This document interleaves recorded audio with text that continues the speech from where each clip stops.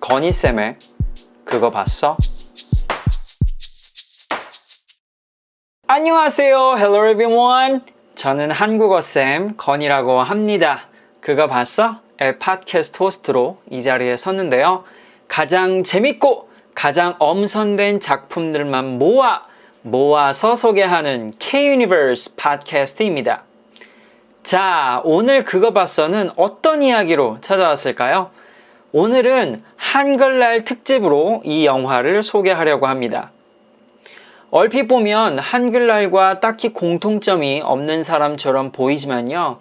이분이야말로 한글을 가장 아름답게 쓴 사람들 중 한 사람입니다. 가장 어두웠던 시대에 소중한 불빛이 되어주었던 사람. 젊은 나이에 안타깝게 세상을 떠났지만 오늘까지도 많은 이들의 마음을 녹여주고 마음을 대변해주는 사람. 오늘 알려드릴 K-Universe는 바로 두구두구두구두구두구두구 네! 영화 동주 In English, 동주 The Portrait of a Poet 바로 시작합니다. 여러분은 지금 건희쌤과 함께하는 그거 봤어? 팟캐스트를 듣고 계십니다. 오늘은 영화 동주에 대해 나누려고 합니다. 한국에서 매년 10월 9일이 되면 한글을 지키고 사랑하자는 뜻에서 한글날로 기념합니다. 한글을 사용하는 민족은 오직 한국밖에 없는데요. 그럼에도 불구하고 한국은 한글을 사랑하고 계속 지키고자 노력하고 있습니다. 왜 지킨다라는 말을 쓰는지 아시나요? 왜냐하면 역사적으로 한글이 사라질 뻔한 일이 있었거든요. 오늘 소개해드릴 영화 동주의 시대가 바로 한글이 없어질 뻔한 시기였습니다. 2차 세계대전이 일어났을 때 일본이 한국을 침략하고 식민지로 삼았을 때 한국의 고유 언어인 한글을 말살시키려고 일본이 한글을 없애려고 했던 적이 있었습니다. 이때 이 한글을 지키려는 젊은 청년들이 있었으니 그중 한 사람이 바로 윤동주 시인이었습니다. 2016년 제52회 백상예술대상에서 내부자들, 베테랑, 암살 등 쟁쟁한 영화 작품들을 제치고 영화 부문 대상과 남자 신인 연기상을 수상한 동주입니다. 그만큼 전문가들과 대중들에게 사랑받은 작품이라고 말씀드릴 수 있겠습니다. 여러분을 아름다운 한글 시의 세계로 초대합니다. 자, 그럼 우선 영화 동주 줄거리부터 알려드릴게요. Here's a summary of 동주, The Portrait of a Poet.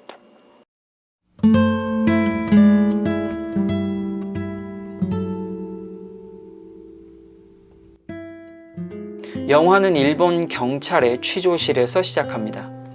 죄수복을 입은 주인공 윤동주는 히라노마 도주라는 일본식 이름으로 불리며 조사를 받습니다. 일본 경찰은 송몽규라는 사람과 함께 독립운동에 개입을 했느냐, 송몽규는 언제부터 알게 됐느냐는 질문으로 윤동주를 압박합니다. 송몽규는 윤동주와 사촌지간으로 어렸을 때부터 윤동주와 함께 자라온 둘도 없는 친구이자 친척입니다. 송몽규는 활발하고 사교적이며 천재적인 기질이 있었던 반면 윤동주는 내성적이며 감성적이고 감수성이 풍부한 기질이었습니다. 이렇게 성격이 서로 다르긴 하지만 둘은 서로를 의지하며 살아왔습니다. 송몽규는 어릴 적부터 불의를 보면 참지 못하는 성격이었습니다. 특히 공산주의에 심취해 있을 때는 일본을 인민으로 무찌르자는 사상을 가지기도 하였습니다. 훗날 대한민국 임시정부로 가서 재정다리 역할을 하는 등 여러 방면으로 민족 해방을 위해 발로 뛰었던 사나이였습니다. 윤동주 역시 나라를 사랑하는 마음이 똑같았습니다. 하지만 송몽규처럼 활발한 성격이 아닌 탓에 자신은 늘 앞장서서 독립을 위해 뛰는 사람들을 보며 죄책감에 시달리기도 했습니다. 하지만 윤동주는 자신의 감수성을 이용해 늘 시를 쓰며 그 죄책감을 극복하였고, 말은 크게 하지 않아도 행동만큼은 나라를 위해 애쓰는 청년이었습니다. 현재 연세대학교의 전신이었던 연희전문학교에 둘 모두 나란히 진학하여 암흑시대에서 어떻게 살아야 하는지 고민했었고, 둘은 훗날 일본으로 건너가 또 다른 삶을 살기 시작합니다. 과연 둘의 운명은 어떻게 되는 걸까요? 윤동주의 시는 과연 어떤 마음으로 쓰여진 걸까요? 윤동주의 유명한 시들 중 하나인 서시를 낭송하면서 줄거리를 마치고자 합니다.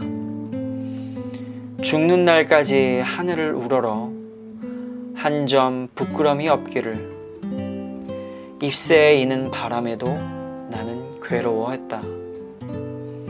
별을 노래하는 마음으로 모든 죽어가는 것을 사랑해야지. 그리고 나한테 주어진 길을 걸어가야겠다. 오늘 밤에도 별이 바람에 스치운다.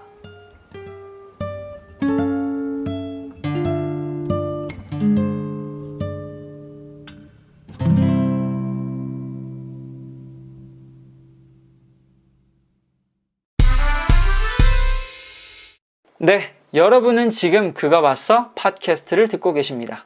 이번 팟캐스트에서는 영화 동주에 대해 나누고 있는데요. 동주에 대한 관전 포인트 하나! 한글을 사랑하는 윤동주. 윤동주 시인은 한국에서 가장 사랑받는 시인들 중 한 명입니다. 독일인들은 데미안을 읽으면서 청소년 시기를 보낸다면, 한국에서는 이 윤동주 시인의 시를 읽으면서 어린 시절의 감수성을 키워나갑니다. 그만큼 윤동주의 시가 한국인들에게 의미하는 부분이 상당히 크다고 볼 수 있는데요. 개인적으로 학창시절 수많은 시인들과 시들을 공부하면서 암기했지만, 유독 윤동주의 시만큼은 공부가 아닌 하나의 아름다운 시로 다가왔던 기억이 있습니다. 윤동주의 시를 보게 되면 단어들이 상대적으로 이해하기 쉽고 쓰는 단어들이 상당히 아름답습니다. 그래서 많은 분들이 여전히 윤동주 시인의 시를 좋아합니다. 이번 영화 동주도 암울한 일제강점기를 배경으로 하고 있지만 분위기만큼은 윤동주의 시처럼 아름답고 차분합니다. 영화는 단순히 일제강점기 시대를 살았던 윤동기의 일대기를 그리지 않습니다. 오히려 시처럼 뜨문뜨문 그려냅니다. 무슨 일이 있었는지 시간별로 다큐멘터리처럼 알려주지 않습니다. 대신 윤동주 시인이 쓴 시에 맞추어서 내면을 더 많이 그려냅니다. 그래서 영화가 참 시적입니다. 그럼에도 불구하고 이해하는 데 있어서 어렵지 않습니다. 제가 한글날 기념으로 윤동주 시인을 다룬 영화 동주를 갖고 온 이유가 있습니다. 첫 번째로 한자어를 많이 쓰는 시대였음에도 불구하고 윤동주 시인은 순수 우리말 한글을 잘 썼습니다. 윤동주 시인의 아주 유명한 시집 하늘과 바람과 별과 시에서처럼 시라는 한자어를 제외하고는 모두 한글입니다. 그만큼 한글의 아름다움을 잘 알고 있던 시인이었는데요. 하지만 단순히 한글을 많이 썼다고 해서 이 영화를 고른 것은 아닙니다. 가장 큰 이유는 윤동주 시인이 살았던 시대 때문인데요. 윤동주 시인은 일제강점기 시대를 살아간 인물입니다. 일제강점기 시대는 학교에서 조선어, 즉 한글을 사용하는 것을 금지시킨 시대입니다. 이름도 창씨개명, 즉 한국 이름을 일본 이름으로 바꿔야만 학교를 다닐 수 있었고요. 오직 일본어만 배우고 일본어로만 교육을 받을 수 있었습니다. 이름부터 일본어로 바꾸는 창씨개명이 성행했으니 교육은 오죽했을까요? 그래서 영화를 보다 보면 그 어떤 영화보다 한글을 다시 보게 됩니다. 우리가 배우는 이 아름다운 한글이 없어질 뻔했다는 사실에 지금 우리가 말하고 쓰는 한글이 참 고맙게 느껴집니다. 물론 한글을 배우는 여러분들도 한글을 더 소중하게 여기면서 배울 수 있어요. 특히 이 영화는 상황에 맞게 윤동주 시인의 시를 알려주는데 그게 참 재미가 있습니다. 단순히 시만 들었을 때도 참 아름답다는 생각이 들지만요. 윤동주 시인이 실제 처한 상황을 영화를 통해 알게 되고 그 당시 윤동주가 쓴 시라고 생각하게 되니 더욱 가슴에 와닿습니다. 한글을 소중하게 생각하게 도와주는 영화 동주입니다. 여러분은 지금 그거 봤어? 팟캐스트를 듣고 계십니다. 이번 팟캐스트에서는 영화 동주에 대해 나누고 있는데요. 동주에 대한 관전 포인트 2. 부끄러움을 아는 윤동주. 영화 중반에, 그러니까 윤동주 시인이 연희 전문 학교를 다니고 있을 당시 정지용 시인을 만나는 장면이 있습니다. 이때 윤동주 학생이 정지용에게 이런 말을 합니다. 다들 일본에 가서 유학하고 돌아온다고 하지만 자신은 창씨개명까지 하면서 일본에 유학을 가는 것이 부끄럽다고 말하죠. 그 말을 들은 정지용 시인이 이런 대사를 합니다. 부끄럽지. 부끄럽고 말고. 아무 말도 못하는 내가 부끄럽고 이렇게 늘 술만 마시는 내가 부끄럽네. 부끄러운 걸 아는 건 부끄러운 게 아니야. 부끄러운 걸 모르는 놈들이 더 부끄러운 거지. 이 대화를 듣는데 참 여러 생각이 들더라고요. 지금 우리는 부끄러움을 잃어버린 시대에 살고 있습니다. 오로지 자신만 소중하게 여기고 이기적으로 살아갑니다. 귀를 닫은 시대입니다. 정치가 그렇고요. 종교가 그렇습니다.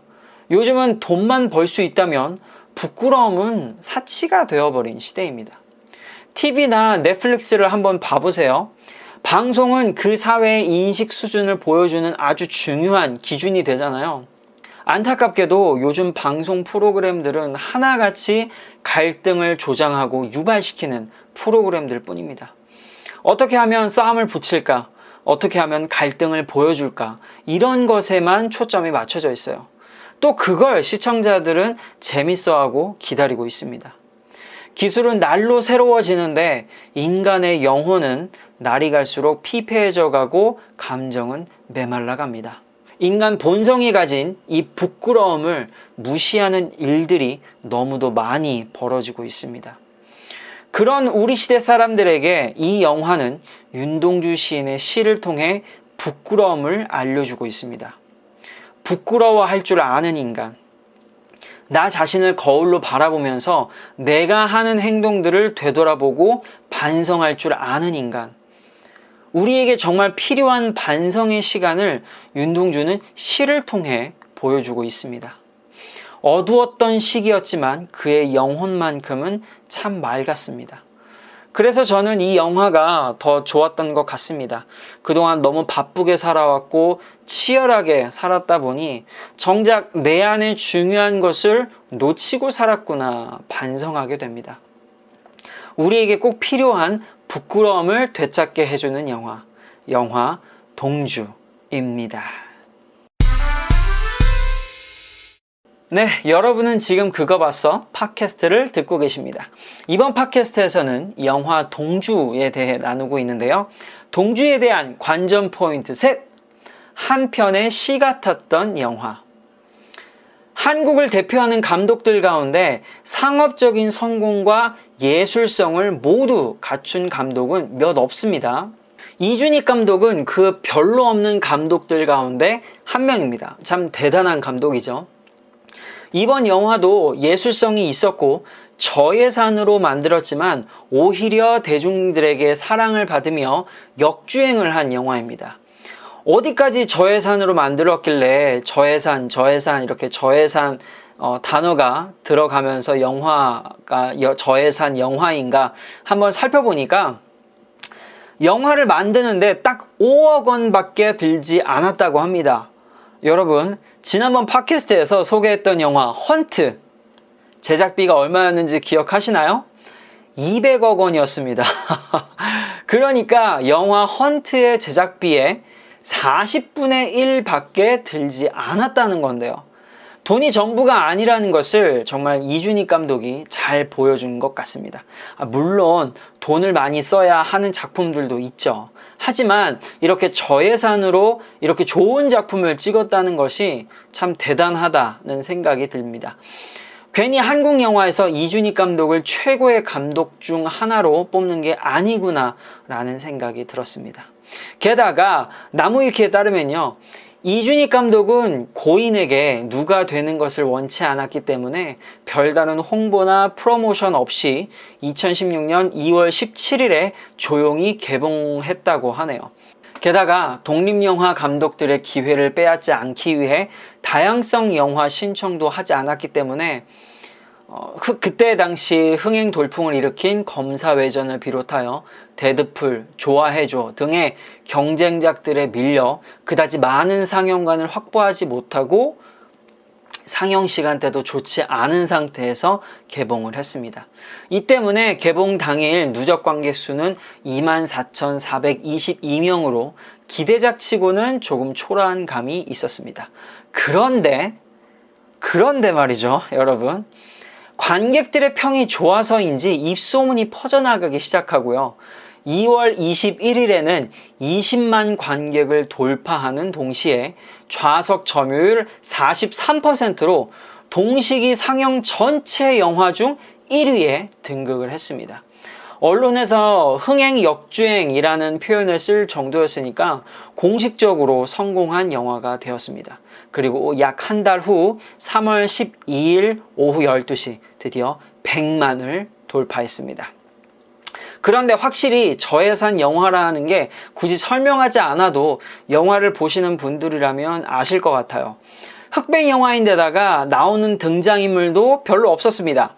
게다가 이 시나리오를 가지고 연극을 해도 될 정도로 촬영 장소가 굉장히 한정적이었습니다. 그럼에도 불구하고 몰입감은 장난이 아니었습니다. 개인적으로 2시간이 정말 20분처럼 지나갔어요. 절제된 연출력으로 오히려 제 상상력을 자극시켰고, 윤동주의 시가 어떻게 쓰였는지 영화를 따라가다 보면 자연스럽게 이해하게 됩니다. 윤동주 시집 해설 영상이라고 해도 과언이 아닐 정도입니다. 참 대단한 감독의 연출력이었죠. 자, 그리고 이 영화에서 두 배우를 소개하지 않을 수 없는데요. 윤동주 역을 맡은 강하늘 배우는 참 연기를 타고나게 잘한다는 느낌이 듭니다. 윤동주의 그 고뇌하고 갈등하며 늘 망설이는 장면을 어찌나 그렇게 실감나게 연기를 하는지, 이 강하늘 배우가 드라마 동백꽃 필무렵에 나왔던 황용식이라고는 도저히 믿기지가 않을 정도로 180도 다른 모습을 보여주었습니다. 특히 여자가 대놓고 자기 좋아하는데도 어찌할 줄 몰라 하는 그 쑥스러워 하는 표정은 참 지금 봐도 진짜 같았습니다. 영화의 제목도 동주고 윤동주 시인의 삶을 중심으로 그려낸 영화이지만, 이 영화에 등장하는 송몽규 역을 맡은 박정민 배우를 얘기 안 할 수가 없네요. 이 영화를 통해 박정민 배우는 백상예술대상 영화부문 남자 신인 연기상을 받았는데요. 많은 학생들 앞에서 연설하는 연기도 인상적이었고, 능글맞게 윤동주에게 다리를 놓아주는 장면도 좋았습니다. 무엇보다도 일본 경찰 앞에서 서명할 때 그 절규하는 모습은 정말 처절해 보였습니다. 이렇게 박정민 배우의 연기가 좋았다 보니 영화 주인공은 윤동주인데 주인공보다 더 조명받는 인물이 송몽규가 되어버렸습니다. 송몽규가 정말 그렇게 말하지 않았을까 생각이 들 정도로 상당히 연기를 잘했습니다. OST도 정말 좋았어요. 중간중간 기타 소리에 맞게 윤동주가 자신이 만든 시를 낭송을 하는데 정말 내 영혼이 정화되는 느낌이 들었습니다. 기타 연주와 어찌 이리도 잘 어울릴까요? 여러분, 혹시 삶이 너무 힘들고 지치십니까? 그렇다면 이 영화를 보시기 바랍니다. 정말 힐링되는 느낌을 제대로 느낄 수 있으실 겁니다. 힐링이 제대로 되는 영화 동주입니다. 네, 오늘 준비한 그거 봤어는 여기까지였고요. 영화 동주는 한국 플랫폼 웨이브, 티빙, 그 다음 넷플릭스 등에서 시청하실 수 있습니다. 청취해주신 청취자분들 정말 감사드립니다. K-유니버스를 통해 한국어를 배우고 싶으신 분들은 언제나 건희쌤을 찾아주세요. If you're interested in K-Universe, feel free to contact Connie Lee. 듣고 싶은 콘텐츠가 있다면 댓글로 알려주세요. 다음에도 정말 재밌는 콘텐츠로 찾아오겠습니다. 저는 다음 시간에 또 찾아오겠습니다. 안녕히 계세요. 안녕!